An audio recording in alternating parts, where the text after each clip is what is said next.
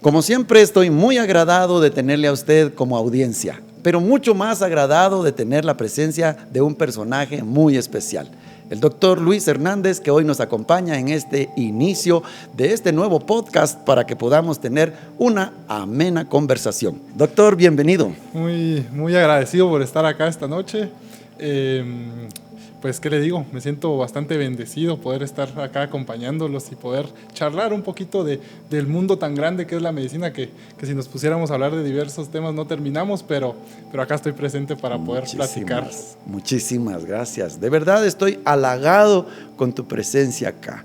Nuestro querido doctor Luis está en San Pedro Necta radicado, pero también creo que ejerces tu carrera en Huehuetenango, ¿o estás funcionando? Sí, a la hora de salir de la carrera me ubiqué principalmente en los servicios privados, digamos. Estuve un tiempo en La Libertad, en el CAP de La Libertad, trabajando en el área pública, pero se abrieron las puertas en el área privada.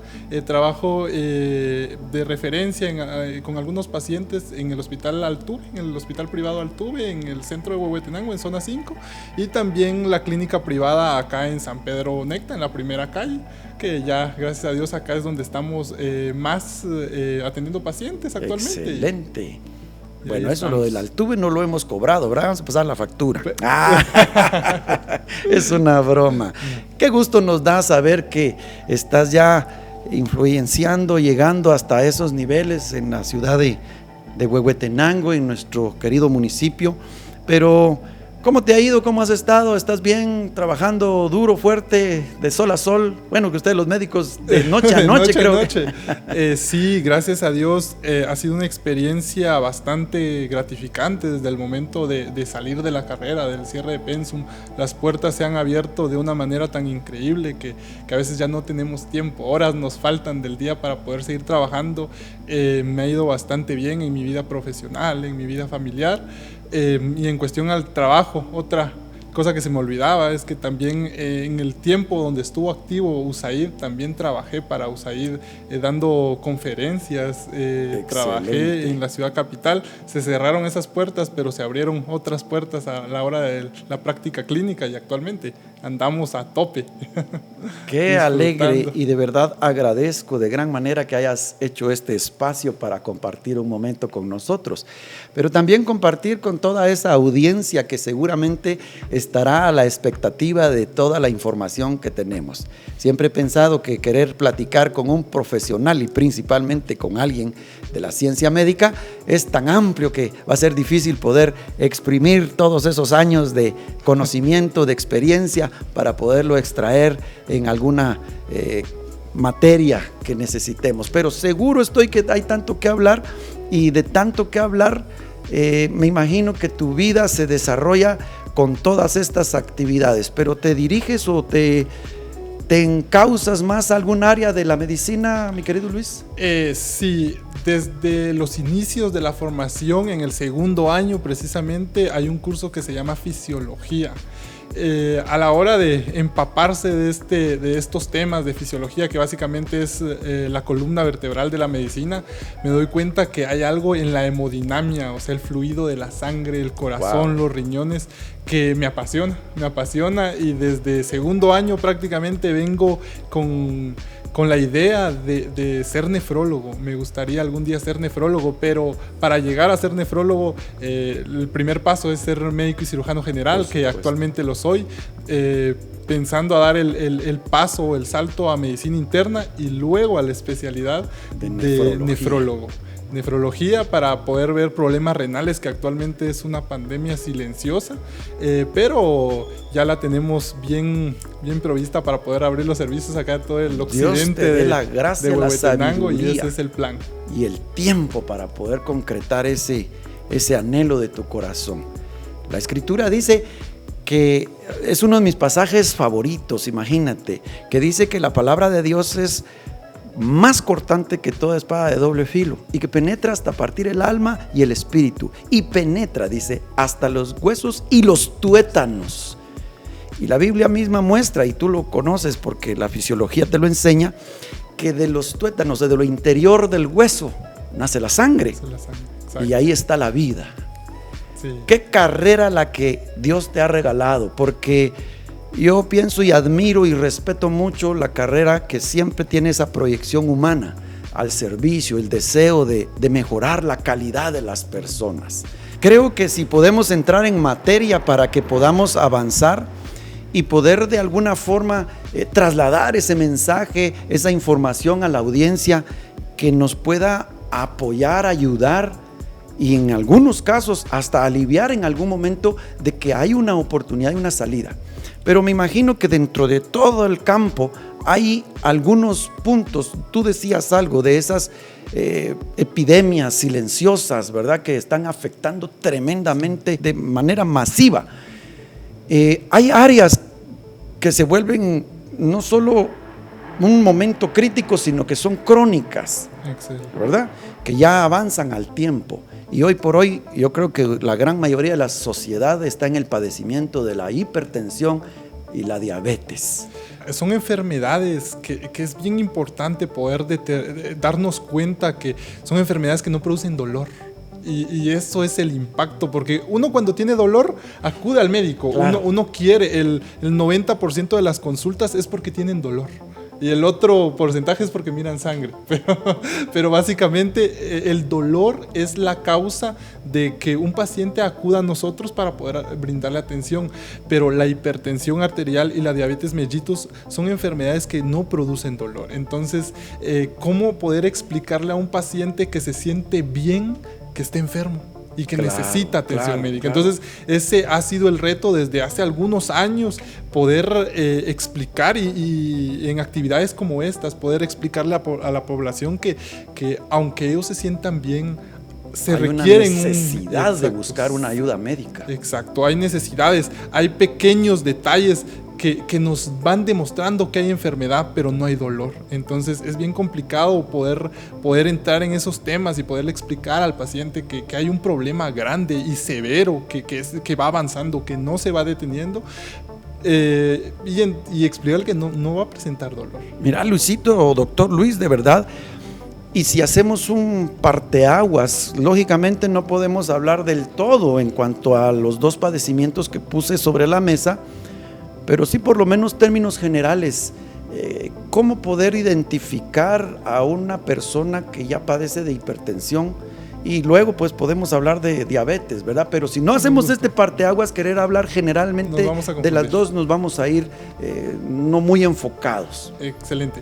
Bueno, los pacientes con diabetes es bien complejo porque ellos se diagnostican ya muchos años después de haber iniciado el cuadro clínico. Leyendo las guías de hipertensión de la AJA, las guías internacionales, no hay ningún signo característico de diabetes. Todos los pacientes van a presentar una clínica distinta, pero hay pequeños detalles que se van a ir reuniendo para poder diagnosticar. Bueno, hay hipertensión y la primera, los pacientes llegan por otra enfermedad.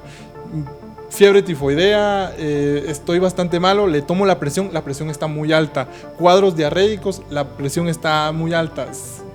Problemas respiratorios, la presión está muy alta y principalmente se da en pacientes adultos con una fisionomía en sobrepeso principalmente. No es la regla, pero los pacientes que presentan hipertensión son pacientes que tienen sobrepeso o incluso obesidad. Y estos pacientes van a presentar sedentarismo en su mayor porcentaje y lo que ellos siempre refieren, doctor, viera de que tengo un dolorcito de cabeza que es intermitente, no se me quita ese dolor de cabeza. Y lo tratan con analgésicos y como todos, sí mejora. Se alivia, exacto, se alivia, pero es aliviar el problema, no resolver el problema. Claro. Y ahí es donde entramos nosotros para intentar poder descifrar si es la presión y poder manejar el tipo de presión que hay, porque hay distintos tipos de presión y eso lo debemos de saber y el paciente también lo debe de entender, que existen diferentes tipos de presión. Esto me llama la atención en pensar que hay mucha necesidad y lógicamente, y creo que en un porcentaje más alto nosotros los varones buscamos menos la ayuda médica. ¿A cada cuánto debería de haber un chequeo básico, mínimo, para poder nosotros acercarnos a un profesional de la medicina y decirle, mire, hágame un chequeo, una batería de exámenes general para ver mi estado. Exacto. Eso va cambiando según la edad y el estado de salud o antecedentes que haya tenido el paciente. En los pacientes pediátricos puede ser 4 meses, puede ser cada 6 meses. En pacientes adultos sanos puede ser incluso cada año, cada 2 años. En pacientes que se tiene el antecedente del laboratorio y el expertise del estudio de un examen físico adecuado que me refiera que es un paciente sano, incluso puede ser cada año, cada 2 años. Y en pacientes que han tenido antecedentes de alguna patología que es una enfermedad como hipertensión, como obesidad, como problemas metabólicos, inflamación en los miembros inferiores, que nosotros le llamamos de otra manera, pero para términos generales, cuadros que ya tengan antecedentes de alguna enfermedad podría ser cada 6 meses. Y cada 6 meses cuando el paciente no está enfermo, digamos. Ya le dijeron, bueno, usted tiene hipertensión, el paciente le tiene su tratamiento, pero tiene que seguir cada 6 meses cuando esté estable. En mi práctica clínica, en los pacientes que yo veo, y gracias a Dios tengo la oportunidad de poder diagnosticar como primera vez a algún paciente y poder darme cuenta y decirle a tiempo, bueno, tiene riesgo de hipertensión o bueno, ya tiene una hipertensión. Entonces yo a estos pacientes al principio de la detección los cito a la semana. Un control más cercano. Exacto, un control más cercano. Los cito a la semana, les tomo la presión nuevamente, que hay rangos de presión, lo normal que se ha dicho, que comúnmente sabemos 120-80, que es lo que sabemos.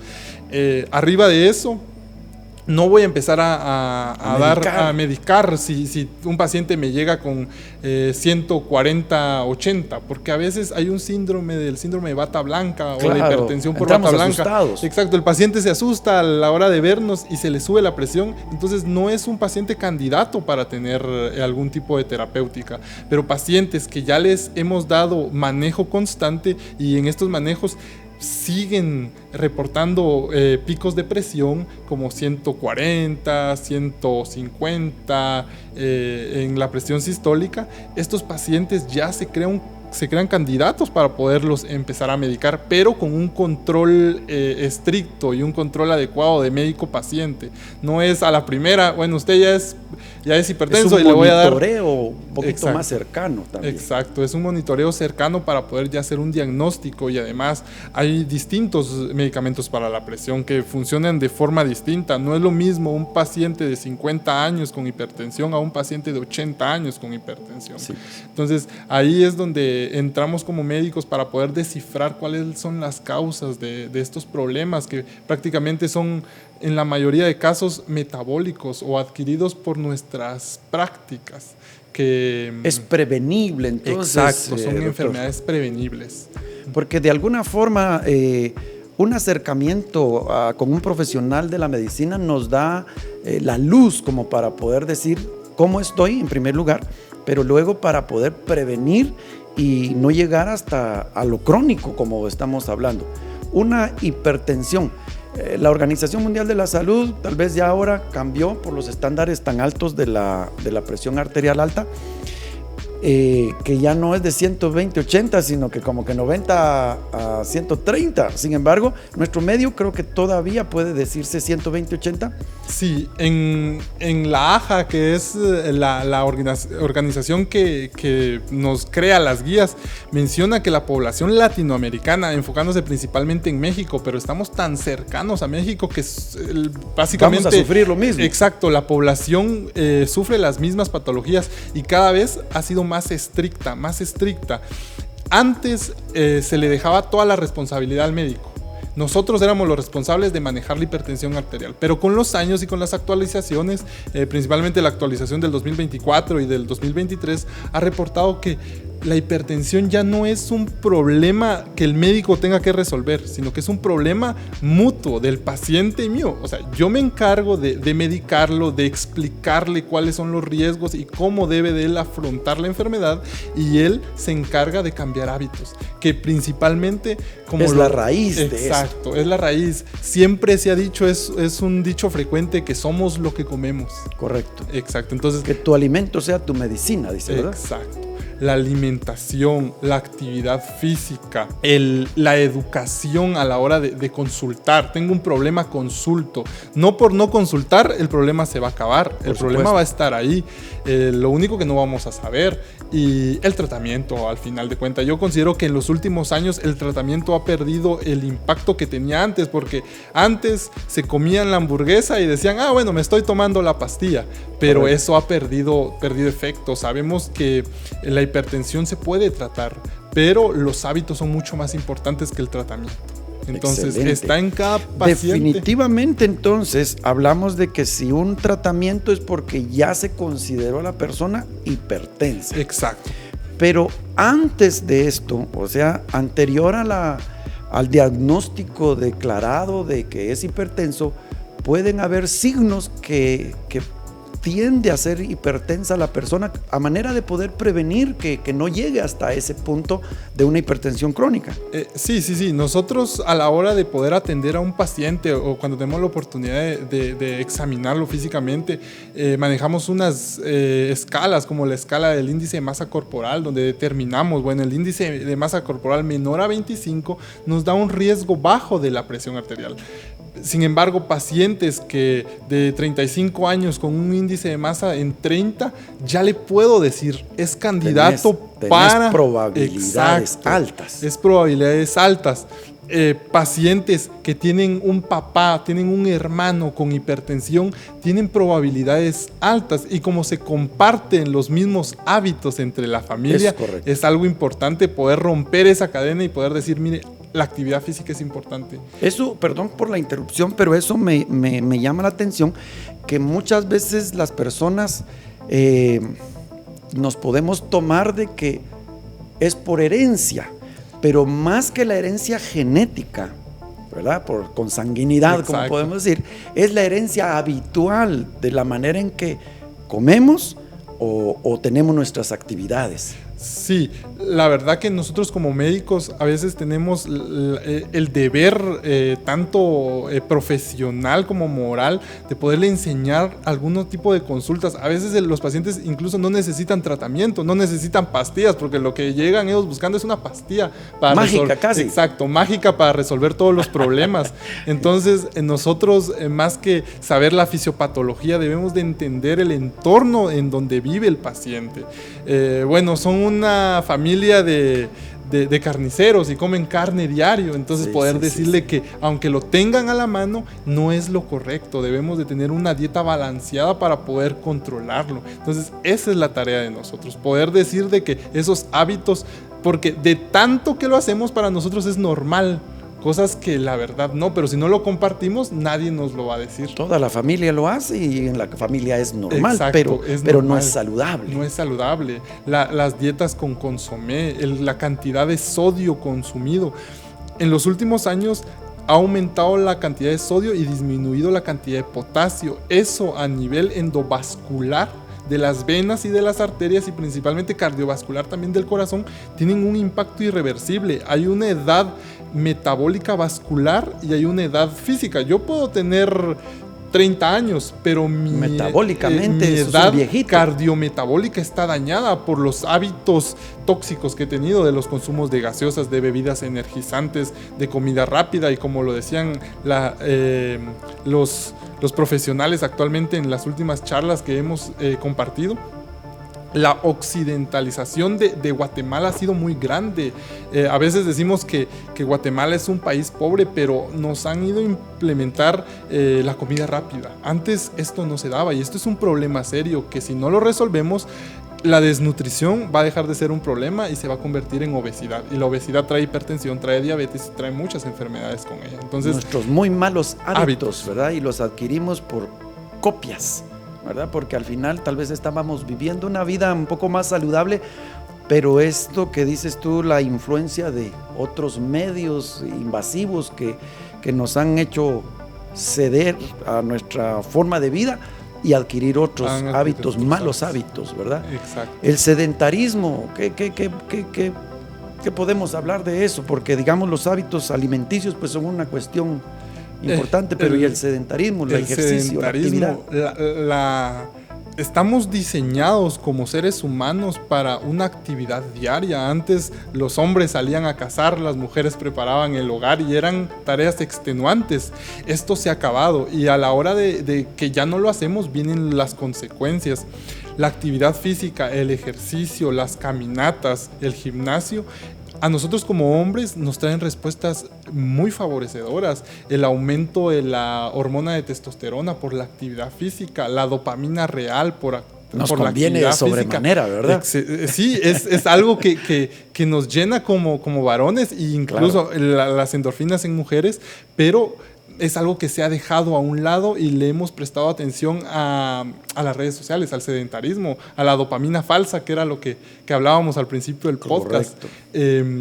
Eso ha tenido un impacto bastante en nuestra salud, bastante importante, ya que la poca actividad física, el músculo se destruye y el músculo es muy importante. No tal vez a las edades tempranas, a los 20, a los 30. No es tan notorio. No es tan notorio, pero a los 70 años ir al baño solo se convierte en un lujo. Y ahí es cuando agradecemos haber hecho actividad física de joven. Tempranamente. Exacto. Esto me lleva entonces que el sedentarismo, la mala alimentación, nos provoca en gran manera una epidemia acerca de lo que es la hipertensión, pero los mismos malos hábitos, el mismo sedentarismo segrega un padecimiento tan marcado ahora como la diabetes también. Exacto. ¿De qué depende esa diferencia? Bueno, es que son enfermedades que van muy relacionadas.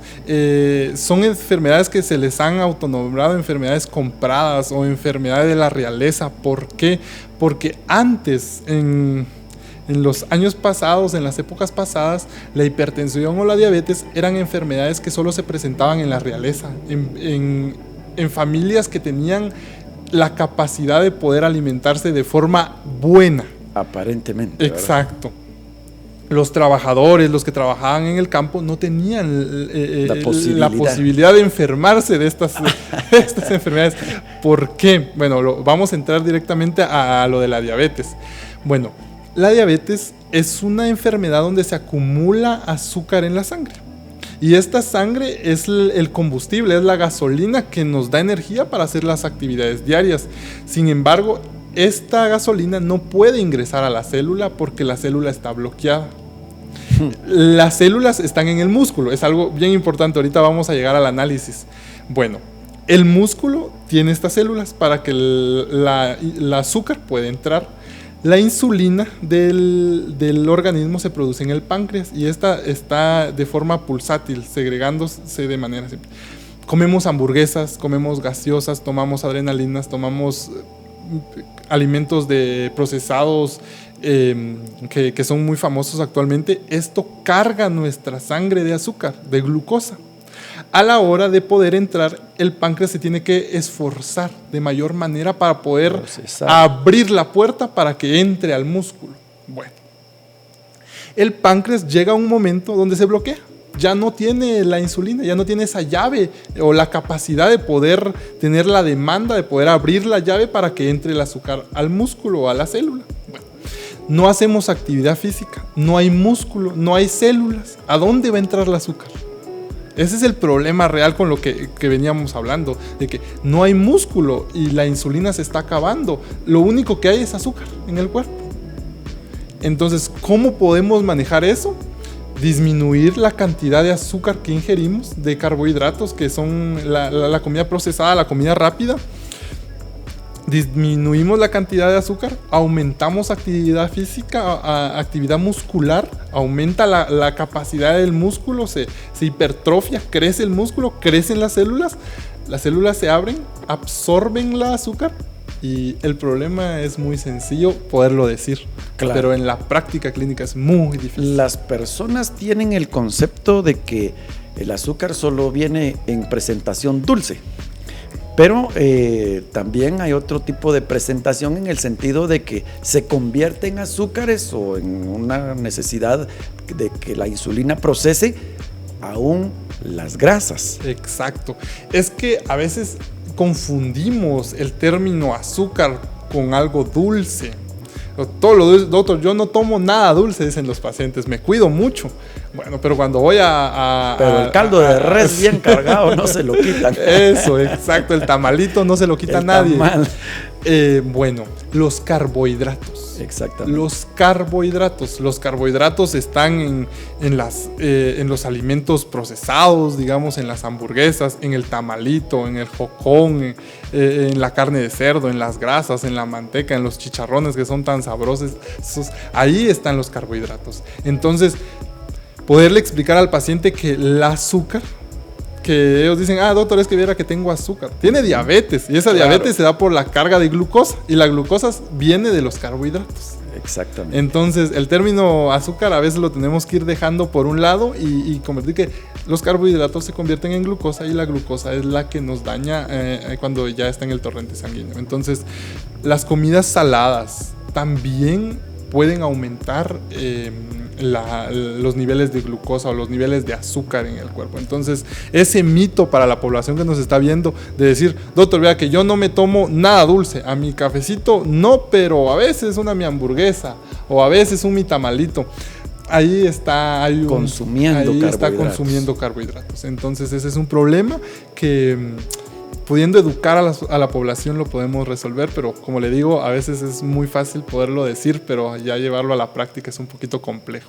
Vamos a necesitar mucho más que un solo podcast con nuestro querido doctor Luis, ¿verdad?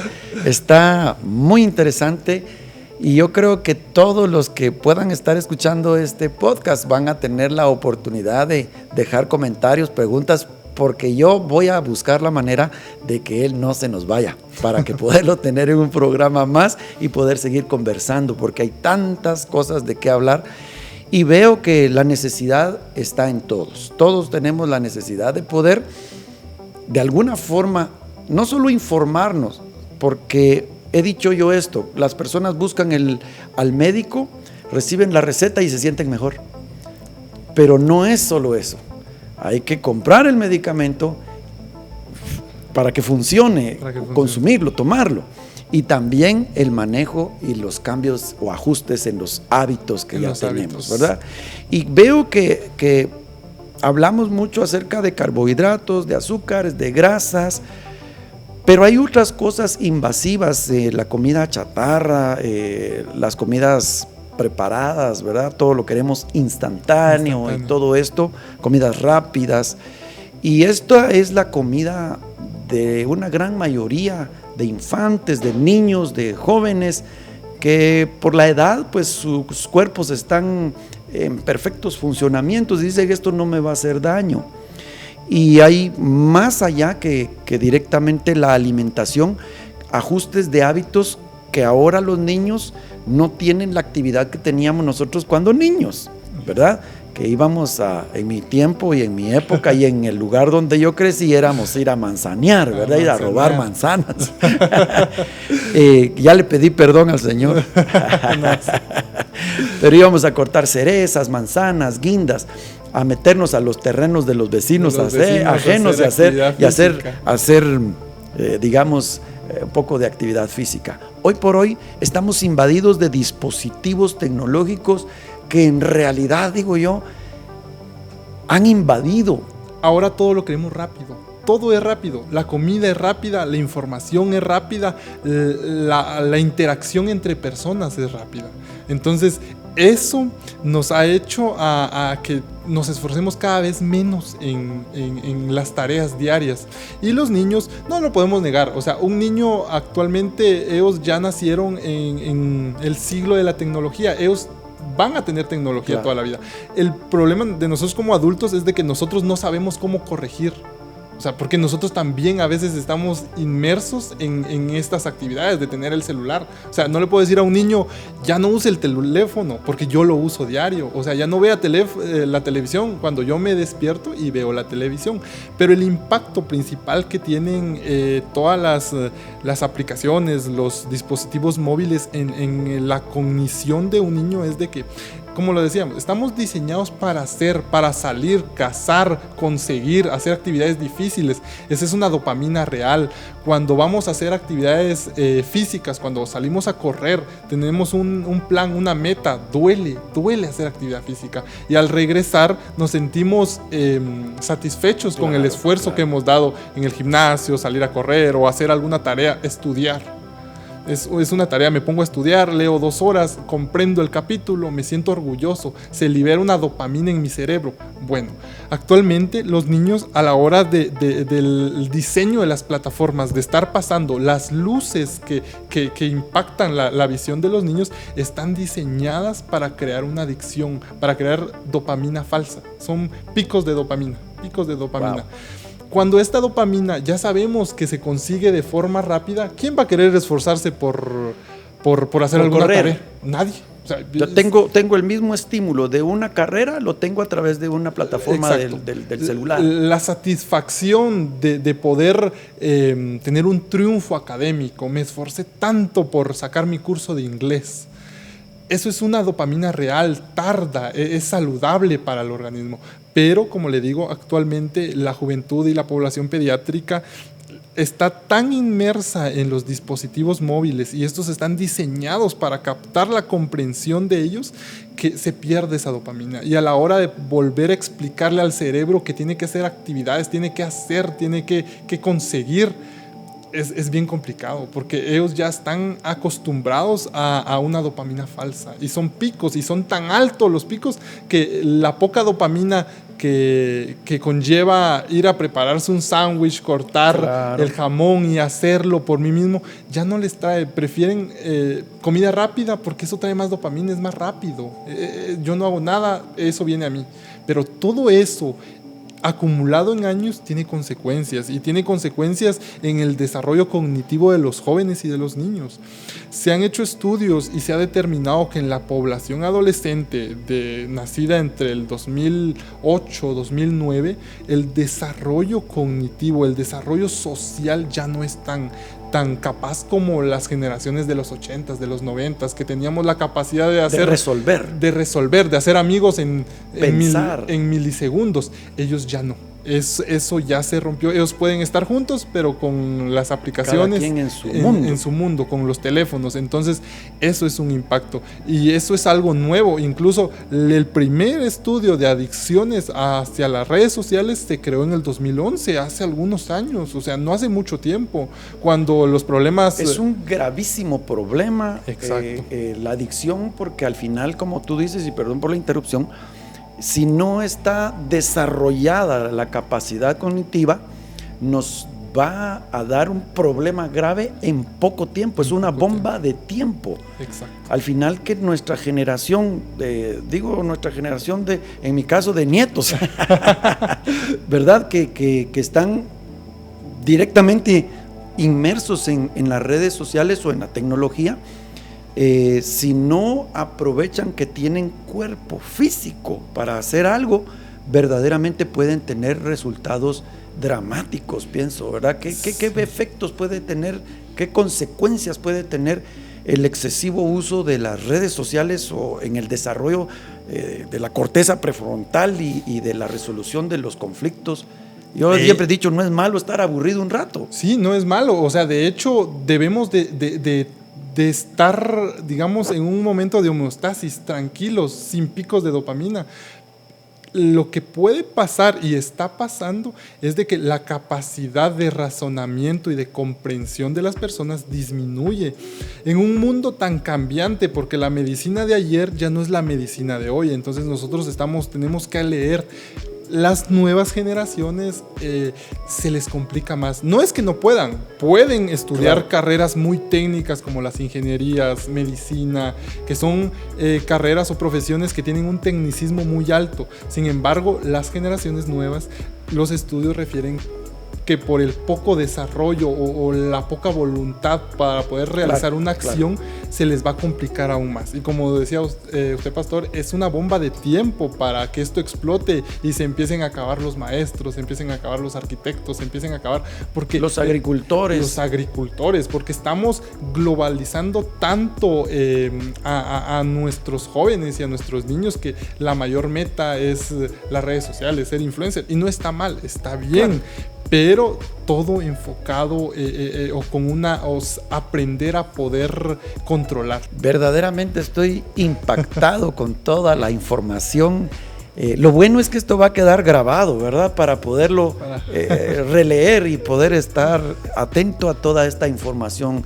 Verdaderamente, doctor Luis, yo estoy encantado con tu presencia en este lugar. Es tanta información. Yo siempre pienso que cuando alguien de tu calidad de persona y de la calidad de profesional que tú eres, es cuando sacas tanta información, es querer tomar un trago de agua con la manguera de un bombero. Exacto. Apenas, ¿verdad? Apenas, sí. Y lo hago en esa comparativa porque seguro estoy que hay tanta información dentro de tu cabecita y que todos quisiéramos absorber. Lo importante no solo es recibir la información. Nuevamente, la Escritura nos muestra en un pasaje en el libro de Santiago y dice, ser hacedores de la palabra, no solo oidores. Y lo comparo en esto porque ¿de qué sirve que nos digan, haga ejercicio, salga a caminar, busque un lugar especial, vaya, deje un momento esto, cambie sus hábitos nutricionales? Pensamos que el lujo es comprar comida y lujo es elaborarla como dice mi esposa, con la sazón de hasta ponerle el ingrediente mágico de amor y decir, bueno, mi esposa dice, yo los cuido en casa, cuídense ustedes afuera. Exacto. Entonces ella, como una ama de casa, que por cierto le mandamos saludos. Saludos allá donde esté. Pero importante, mi querido doctor Luis, que viendo todo esto, ¿verdad? La invasión, entonces, estamos viendo el resultado que una generación en la de mi, digamos, de mi época, que ya soy del siglo pasado, y todos estos años de arrastre, ya nos invadió esto, aunque tal vez con cierto temor usamos, pero lo usamos. Pero la generación actual, ellos están adentro de esto, desde los pequeños están adentro. ¿Cómo hacer para que nosotros o los tutores, los papás, los que están encargados, puedan ayudar a controlar? Y digo control no es que se lo quiten, sino que le den la información correcta, porque en esto hay información buena. Sí.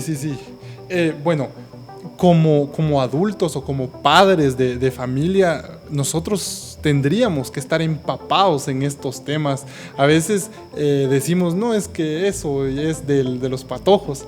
No, pero son temas que nosotros como padres, actualmente a mi sobrino le acaban de regalar un celular. Pero ¿Qué edad? Él tiene 9 años. Tiene 9 años y platicábamos con mi hermana, le comentábamos esto en una cena y le dijimos, bueno, le vamos a dar el celular, pero hay una plataforma. Y empieza a levantar el dedo, hermano, ¿cómo es Danilo? Danilo se llama, ¿no? ¿Cómo? Sí, Danilo. Pero...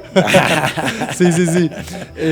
Le dimos el celular, pero descargamos una aplicación. Y esa aplicación bloquea el celular a las 9:30 de la noche.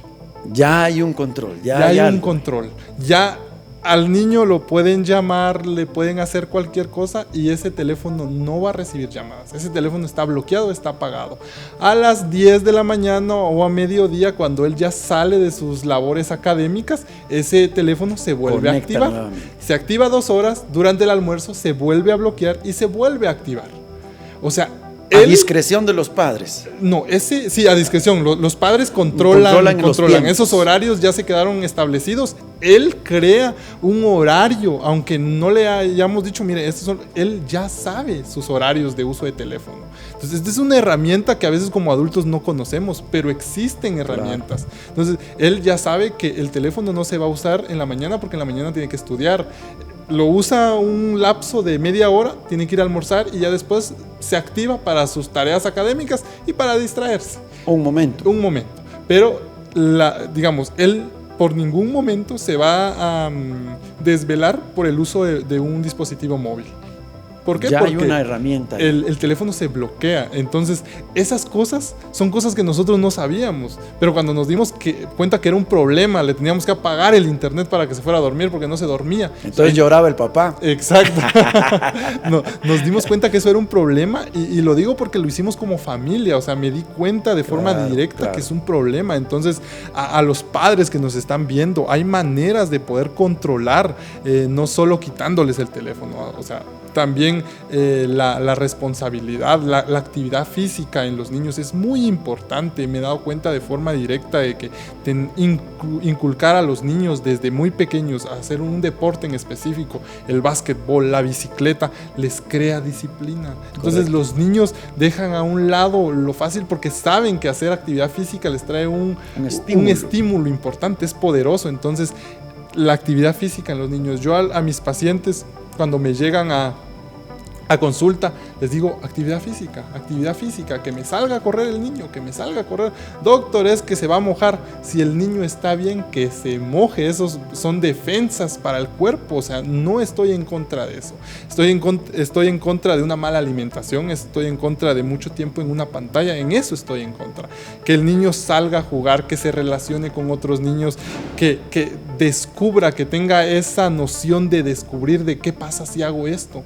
No todo va a salir bien, hay algunas cosas que van a salir mal, pero es permitido fallar. Es permitido poder descubrir y poder darse cuenta de que hay cosas buenas y hay cosas malas que se tienen que hacer. Y también como padres les tenemos que dar la oportunidad, ahí sí que soltarlos un poquito y no tenerlos tan abrazados para que ellos puedan descubrir, porque están en una etapa de descubrir. Los papás a veces está llorando el niño y le pasan el celular. El teléfono. Eso me ha pasado en la clínica.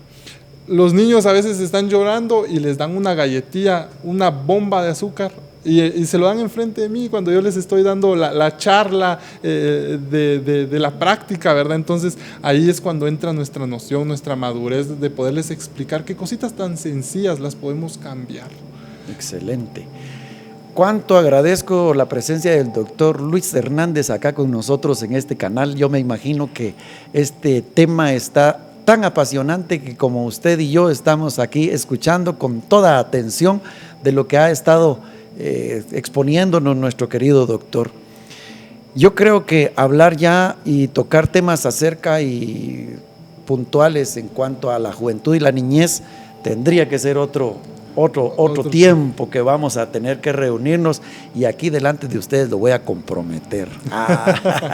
Con gusto, cualquier invitación estoy para servirles a usted y al pueblo sanpedrano. Muchas gracias.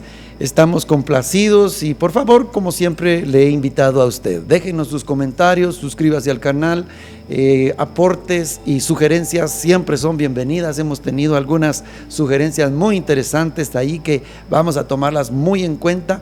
Y creo con todo mi corazón de que estos programas van a ser de mucha edificación y de mucha enseñanza para nosotros. Mi querido doctor, ¿qué consejos podemos dar a la población para que inicien una vida saludable, independientemente del estado físico o la condición, enfermos o no, en términos generales, principios de poder mantener una vida activa y saludable? Bueno, una de las principales actividades es la alimentación.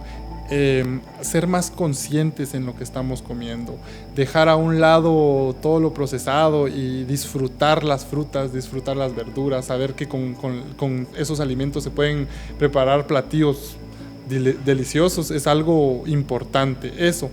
Y a veces los pacientes le tienen miedo al ejercicio porque dicen, doctor, mire mi edad, yo no voy a ir al gimnasio, puros patojos, dicen los pacientes. Yo cuando hablo de ejercicio, hablo 15 minutos de salir a caminar. Y los pacientes me dicen, doctor, vea que yo me paso caminando todo el día en mi casa, en mi trabajo, eso no es hacer actividad física, eso es trabajo. Claro. Actividad física es ponerse en su pants cómodo, sus tenis y salir a visitar a los vecinos ahí a decirles adiós y caminar unos 15 minutos, unos 20 minutos todos los días, en la nochecita saliendo del trabajo o en la mañana se levantan temprano, se toman su café, van a dar la vuelta y regresan. Eso es una actividad física. Yo no necesito que salgan a correr, yo no necesito que levanten pesas, yo necesito que caminen, que hagan actividad física. Que mueva el cuerpo. Exacto, que muevan el cuerpo. Y otra ¿Y si la bailáramos, doctor? Pues sería excelente. Nos deberíamos de poner... A mí me cuesta salir a caminar, no por otra cosa más que no avanzo. Me detiene la gente y platicamos y yo que también tengo salir a las 5. Pero esa hora todavía está muy oscuro, es muy peligroso. Muy peligroso. No, eso es lo difícil, poder romper. A veces decimos, es que no tengo tiempo porque tengo mucho trabajo. Es cierto. No, eso no es una excusa. Hay tiempo. Ya me estás retando, Luis. Sí, lo invito. Salgamos a caminar, vayamos al gimnasio. De hecho, lo practico porque lo hago, o sea, voy al gimnasio, sí, o sea, le digo a mis pacientes, hagan actividad, los invito. Se puede.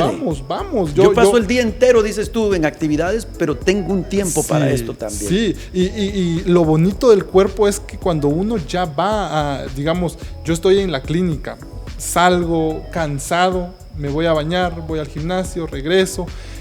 Después de hacerlo, la primera semana cuesta mucho. La primera semana nadie se quiere levantar. Después, a las 2 semanas, se empieza a sentir el sabor del gimnasio. Ya entendí por qué ya les la dopamina, gusta. ¿verdad? Exacto, la dopamina de un esfuerzo. Ya se van notando los hombros, el pecho. Bueno, y eso es un estímulo. Cuando eso se crea un hábito, porque me ha pasado, hay días de cirugías por las noches, de una emergencia, de un parto, que hay que salir corriendo, no se puede. Al cabo del tiempo va pesando, se necesita la actividad física, porque el cuerpo ya lo acostumbramos a mover, el cuerpo necesita esa energía, y cuando no hacemos actividad física nos sentimos cansados. En cuanto a la alimentación, perdón que aborde esto y que haga este paréntesis. Decías las frutas, las verduras, y a veces decimos nosotros, bueno, yo comida no como mucho, pero ¿qué tal el cerro de tortillas que nos bajamos? Puro carbohidrato, ¿verdad? Puro carbohidrato, sí. Las tortillas en muchas naciones nos van a apedrear. Sí, nos van a apedrear. Que esto no lo miren las que venden tortillas porque se les va a ir el negocio. Bueno, no. Las tortillas es un complemento cultural en nuestra dieta. No es indispensable. En ningún documento internacional mencionan el consumo de tortillas. Lo hemos implementado como forma cultural, pero el consumo de tortillas está bien, hay que hacerlo, es cultura, no lo podemos cambiar. O sea, no le voy a decir ya no coma tortillas. Claro. Cómase su tortilla, pero el plato que esté bien distribuido, que sea un plato grande, exacto, balanceado, y no poquito y el rimero de tortillas, porque eso nos va a llenar, pero no nos va a alimentar, no nos va a nutrir. No es lo mismo comer que alimentarse. Exacto. Podemos estar llenos, pero podemos estar desnutridos porque no tienen ningún nutriente. Llenos vamos a estar. Ahí cuando vienen múltiples tipos de desnutrición. Tenemos carbohidratos, pero no hay proteínas. Yo no tomo nada dulce, pero como mis 18 tortillas, ¿verdad? Ahí va el azúcar para arriba.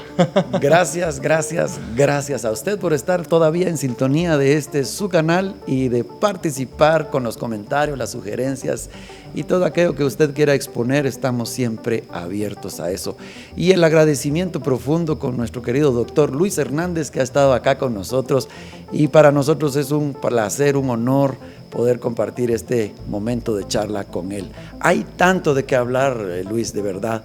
Pero estaba viendo yo que te apasionan las motos también, ¿verdad? Sí. Es algo que me gusta bastante. No cuentan las corridas en moto para el ejercicio, no, ¿verdad? No. Quiere la a menos que fuera en deporte, ¿verdad? Sí. Algo fuera del, ¿cómo se llama? Amante de las motos, amante de los carros clásicos, me gustan mucho. Sí, te he visto en un clásico muy especial de nuestro medio, con un Land Cruiser, ¿verdad? En un Land Cruiser, me gustan mucho. En mis tiempos más joven. Más joven. Yo tendría que decir eso, ¿verdad? Yo hacía también de motocross. Excelente. Demanda física intensa. Sí, totalmente. Incluso ahorita me subo a la moto, ya no tengo las capacidades que tenía hace 3 años, porque conlleva una actividad física. Es exigente, el motocross es exigente. Exacto, pero físicamente, en un ambiente controlado. Correcto. Eso, yo nunca he manejado una moto de forma brusca en las calles, hay niños, con casco en un área excelente. Los invito a todos los jóvenes con equipo, ¿verdad? Con equipo, exacto. Las motos son hermosas, me gusta. Esa ya no es dopamina, esa es adrenalina. Adrenalina. Y esa adrenalina también nos forma, o sea, Por también supuesto. Es indispensable para un desarrollo. Lo necesitamos, exacto. Un impulso de adrenalina, pero no de la que venden en la tienda, ¿verdad? No, esa prohibido. Luis, qué grato. ¿Cómo está tu familia? ¿Todos están bien? Gracias a Dios, estamos todos bien. Yo creo que es una de las etapas más plenas que hemos pasado. Ya cuando yo estuve lejos por muchos años, y ahora al regresar a San Pedro Necta, la verdad que me llena me agasajo cada vez que recorro las calles, que a veces por el trabajo no lo hago mucho, que sí. Me estaba recordando el tiempo que pasé por esta calle la última vez. Pero estar en casa se siente muy bien. Después de mucho tiempo, mis padres están orgullosos, están ellos felices, y yo estoy muy agradecido de tenerlos también. Y ahora mi hermana está en otro lugar, pero la visitamos de forma frecuente, y ahí estamos todos muy unidos. Cuánto me alegro de esa plenitud de vida a la que el Señor nos ha llamado, ¿verdad? Porque el Señor dice: mas yo he venido a darles vida, y vida en abundancia. De eso hablamos, de que la gente viva la plenitud, que la disfrute, que esté conectada a la familia, pero también conectada con nuestro Señor. En esta oportunidad hemos tenido el tiempo para poder platicar un momento. Yo quisiera exponer muchos temas más acá para que Él los desarrolle. Sin embargo, creemos que también es necesario que Él descanse, porque venía de mucho trabajo, ¿verdad? Pero, ¿qué quieres decirle a la población ahí que nos esté escuchando? ¿Algún consejo, alguna inspiración para que puedan empezar un ritmo de vida especial y a la plenitud en la que tú estás? A la plenitud, no.